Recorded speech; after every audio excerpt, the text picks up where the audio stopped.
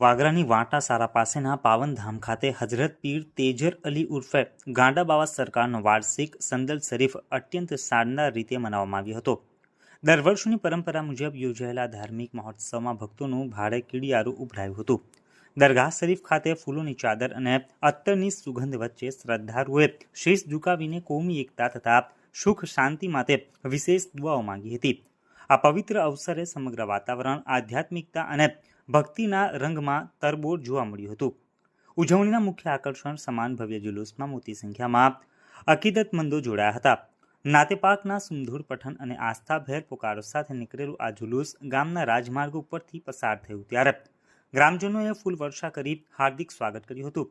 ઠેર ઠેર ધૂપ અગરબત્તીની મહેક અને ભક્તિમય કલામોએ વાતાવરણમાં દિવ્યતા ભરી હતી। ધાર્મિક કાર્યક્રમો બાદ સાંજે વિશાળ નિયાઝનું પણ આયોજન કરાયું હતું, જેમાં સૌએ હાજર રહી ધન્યતા અનુભવી હતી। આ ઉત્સવ માત્ર ધાર્મિક વિધિ બનીને નહીં, પરંતુ સમાજમાં ભાઈચારો અને સમરસતા મજબૂત કરતું એક ઉત્તમ ઉદાહરણ બનીને સંપન્ન થયો હતો। शुरू अल्लाह के नाम से। अस्सलाम वालेकुम।